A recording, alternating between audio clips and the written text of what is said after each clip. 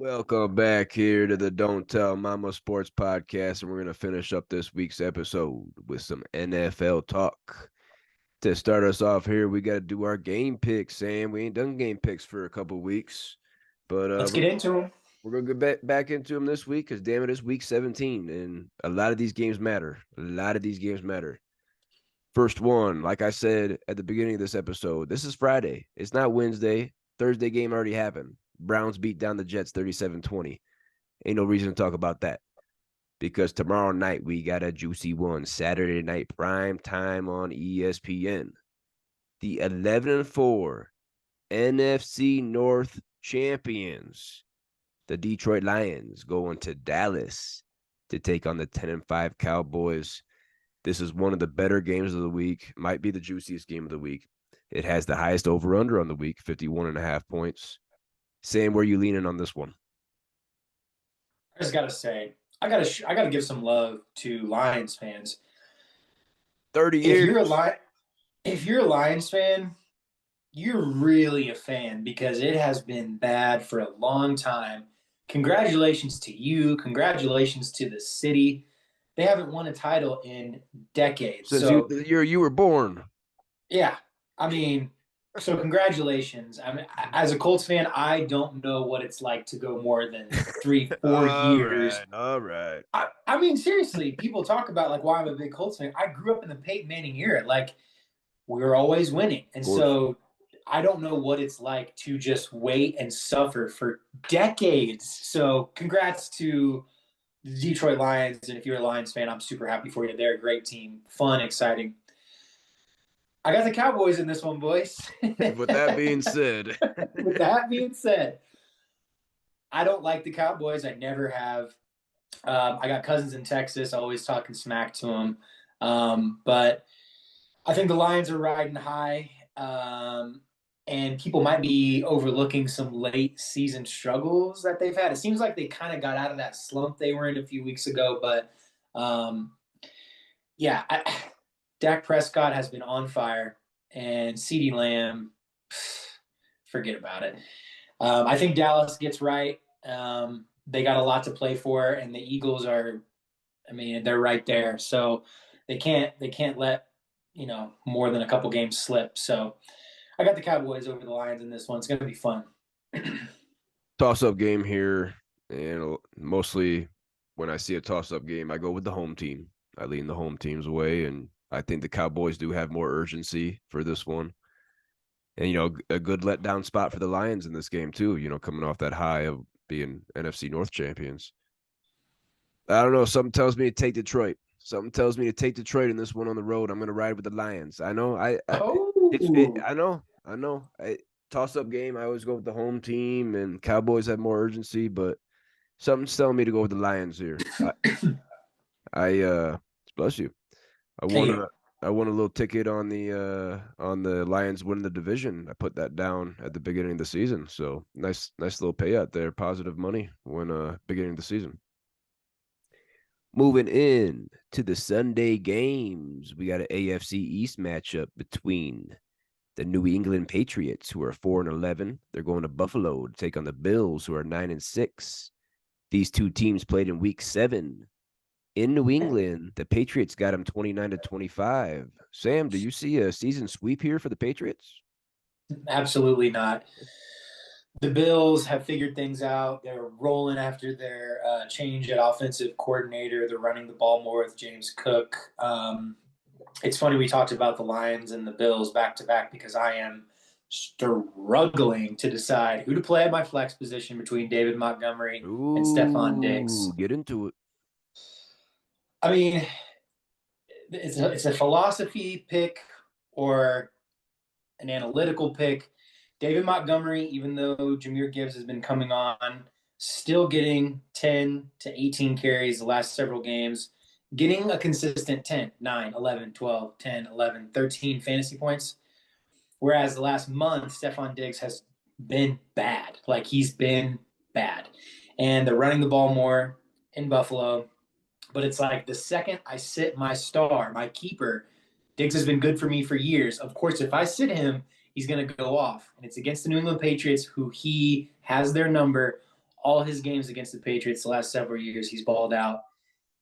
I don't know. It's tough. I feel like I stick with my star, and even though he's been down, I stand by his side, and he rewards me with a typical Stephon Diggs game. But it's tough.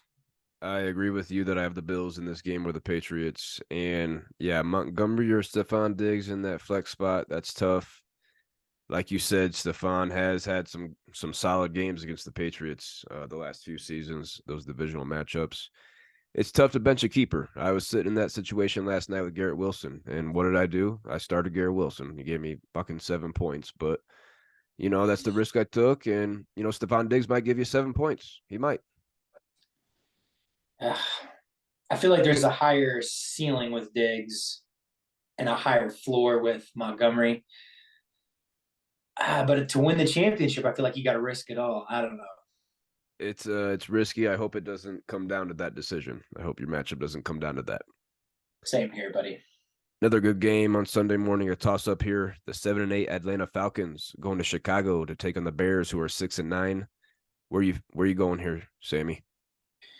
This to me is a sneaky great game. I mean, there's Toss up. playoff implications, there's fantasy implications. Got some studs on both teams. For me, the way I leaned in this one, I've got Chicago. I got Chicago. I think Falcons would be riding high after that victory over the Colts. I don't know. I just like Justin Fields, and as long as he's got DJ Moore and he's got that running ability, I think the Bears will get it done at home. I think the Falcons are a better home team. They're a better dome team. So I think the Oh, Bears get them. I agree with you right there, Sammy. I got the Bears at home. Justin Fields has made the Bears look like a different team since he's been back. Falcons, they're just too inconsistent. I don't like them. They're not going to the playoffs this year. They're losing this one. Another divisional matchup that we have on Sunday morning in our division, the AFC South. The 5-10 Titans going to Houston to play the 8-7 Houston Texans. They played 2 weeks ago in Week 15, and Houston got the Titans in Nashville, 19-16 in overtime. I'll lead us off here, Sam, being real quick. This is going to be a season sweep for Houston. CJ Stroud is back. As a Titans fan, boys, you see the Derrick Henry jersey back here. Titans fan sitting right here. I don't want to win. I don't want to win. Let's get a top 5 pick. Let's get a top 5 pick, boys. Add up the losses. Let's have 5 wins on the season and go into next year with a solid pick. Are you going to disagree with me here? No, the Titans didn't get them at home without CJ Stroud. So in Houston with CJ Stroud, no chance. Texans sweep. Big one here, Sammy. The 7-8 Las Vegas Raiders all of a sudden on a little tear, going to Indianapolis, your hometown, to take on your 8-7 Colts. Now I know you're not going to take the Raiders in this one. You're not going to pick against your Colts. Tell me what the biggest X factor is to get this one done. You're right. Smart guy. Going with the Colts. Hey, I'm having deja vu big time from 2 years ago with Carson Wentz when everything was right in front of us. All we had to do was win out, beat the Jaguars or the Raiders, and we ended up dropping both and missing the playoffs. New regime, new coach, new everything. Here we find ourselves. Got to play the Raiders and not the Jags, but another division rival in the Texans right after that. If we win these 2 games, it's simple. We make the playoffs. If we lose both, we're obviously out. If we split them, I think it's going to be tough. So I think we got to win out. The Raiders are playing hard for that interim coach who might just be the head coach next year. I think the X factor is going to be one Michael Pittman Jr. He's out of concussion protocol. All signs are pointing to go. I think under head coach Shane Steichen, he's not going to stand for a performance like that and then drop another one at home in front of the fans. I got the Colts in this one. Yeah, you mentioned Antonio Pierce taking over for the Raiders. If he doesn't get the job, I don't know what the fuck's going on in Las Vegas because he's changed that team a little bit. They're 7-8, kind of fighting for a wild card, not really, but having some life in the season. Colts definitely having a lot to play for here at home. I'm back and forth on this game. I obviously don't want to take the Colts. I fucking hate the Colts. But toss-up game, I'm going to go with the home team in the Colts. I mean, 63 points. hung on the Chargers from the Raiders, and then they backed that up with beating the Chiefs on Christmas in Kansas City. That fuck it. I'm going Raiders. Fuck the Colts. I'm going Raiders. 2-game winning streak for the Raiders. They surprised us on Christmas. 10.5-point underdogs. Get that one done 20-14. Raiders on the road. They're playing for Antonio Pierce right now. They got a lot of juice. Fuck the Colts. And the week before that, 0 points when they lost the Vikings 3-0. Yeah. People forget. That one makes me quiver. That one makes my sphincter tighten. Okay. Another one in the morning slate. The 8-7 Los Angeles Rams going to New York to take on the 5-10 Giants. Tyrod Taylor is getting the nod at quarterback over Tommy DeVito. Does it matter? It doesn't. I got the Rams. The Rams have something to play for with Kyron Williams, Puka Nacua, Cooper Kupp, Matthew Stafford.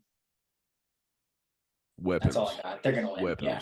Rams, take them on the line there. 5.5. I'll take those. Easy. Another quick one here in the morning games. The 3-12 Arizona Cardinals going to Philly, take on the 11-4 Eagles. This one's going to be a smacking. Eagles are favored by 12. Fire up your Eagles. I'm firing up Trey McBride. Hopefully that there's some garbage time. He's probably the number one option for Kyler Murray. Eagles, big time here. Philadelphia. Garbage time points for Cardinals players, fantasy wise. Look into that. Eagles secondary can be thrown on. So, Kyler Murray, wide receivers, Trey McBride, look into that. But outside of that, yeah, Philly easily wins. Toss-up game in the NFC South. The 7-8 Saints going to Tampa to take on the 8-7 Buccaneers. These two teams played in Week 4. Tampa Bay got them 26-9 in New Orleans. Do you see a season sweep for the Bucs and Baker Mayfield?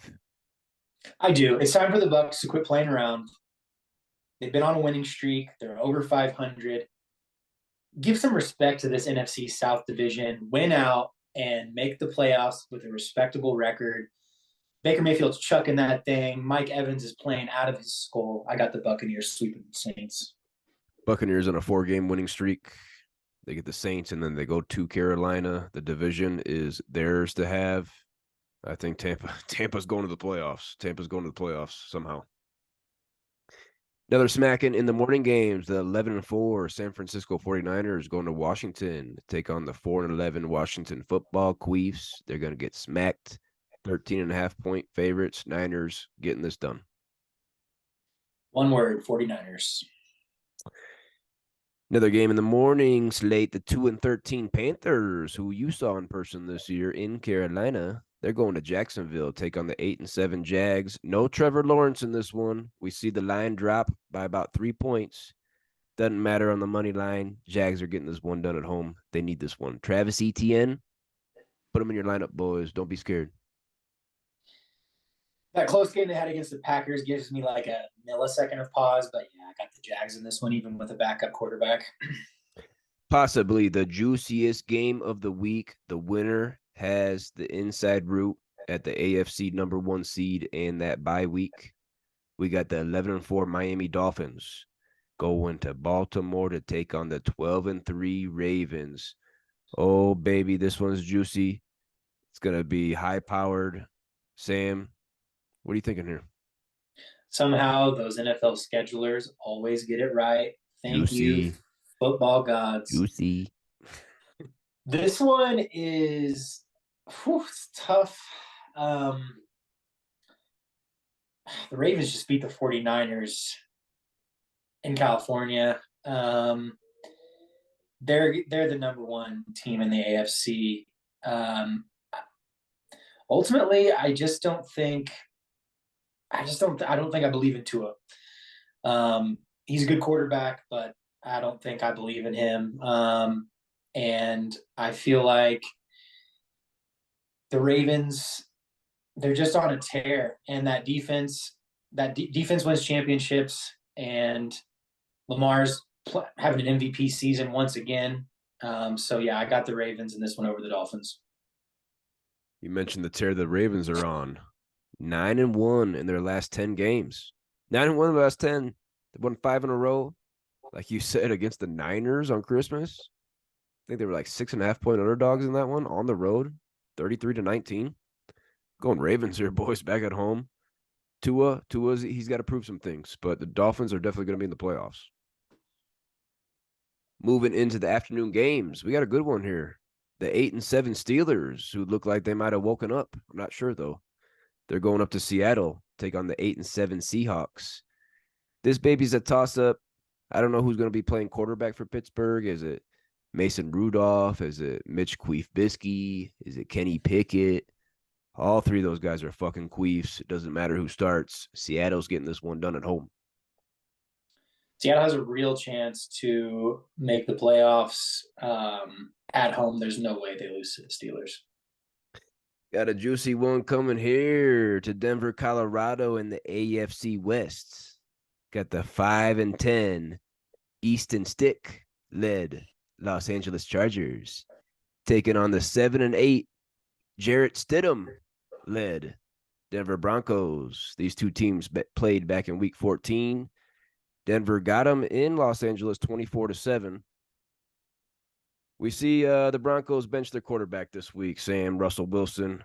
High money man, 2 poops a week. Wilson having a solid season, but we see the Broncos bench him. Not eliminated yet, but kind of out of the playoff contention. What do you think about that move from Sean Payton and the crew? Yeah, Sean Payton's making it pretty clear. He's there. It's his team. He's there to stay.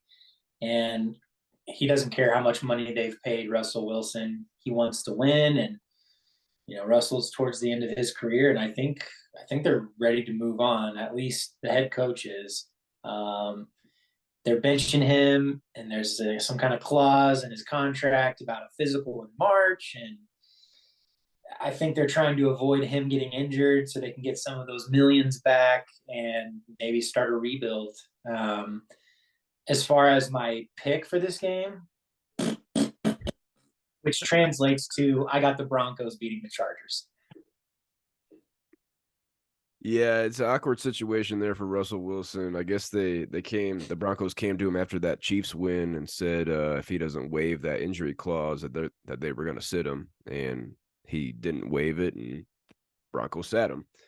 It's unfortunate. It's a weird clause in the contract, the injury clause.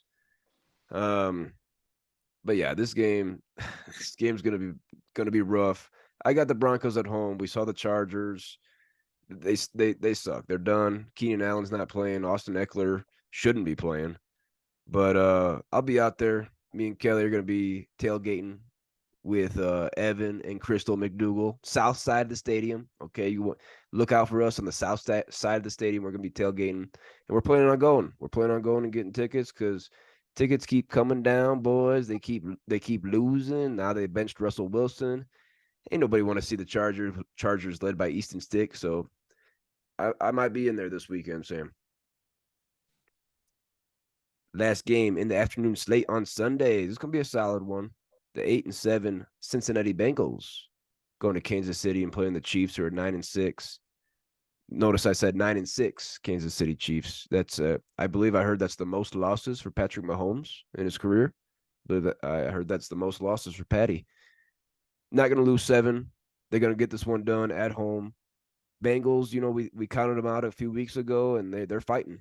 Bengals are fighting, but they're going to lose this one on the road. Bengals are fighting, and with this one, I did struggle, and I really try to not let the popular narrative sway me. Chiefs are struggling, and I don't think all of a sudden they just get right. A lot of times you see teams bounce back after a bad loss. I don't think so. I got the Bengals in an upset here, boys. I think the Bengals are going to go in and beat the Chiefs at home. What do they call it? Burrowhead. Now it'll be Browningham. Browninghead. I heard after those first 3 games for Jake Browning, the NFL gave him a random drug test to check on those PEDs. Sounds about right. Moving into the last game on the Week 17 slate. There's no Monday this week. There's no Monday for the rest of the season. on week 17, Sunday night football on NBC prime time, baby. Both teams at 7-8 in the NFC North. The Packers are going to Minnesota. Minnesota went to Green Bay in week 7, beat them by 2 touchdowns. I see a season sweep here. Minnesota, they don't know. I don't know if they know who they're going to start at QB. Jern Hall, Nick Mullins, Joshua Dobbs. I got Minnesota getting this one done at home. Justin Jefferson's back. Ty Chandler in a good matchup. He's in my flex. Packers, Jordan Love, solid season. See you next year. Yeah, I don't know, Carrie Underwood. I don't know if I'm waiting all day for this one. But I got the Packers. I think the Packers get this one done in a who cares kind of game. I guess I don't know. Maybe there are playoff implications. I'm not sure though. Yeah, I've seen a lot of good things from Jordan Love. I think people are so quick. A couple bad games, draft somebody. But yeah, I think the Packers have been patient on Jordan Love, and I think he's shown some signs. And I think you draft some players and keep building. And I kind of like what the Packers have going.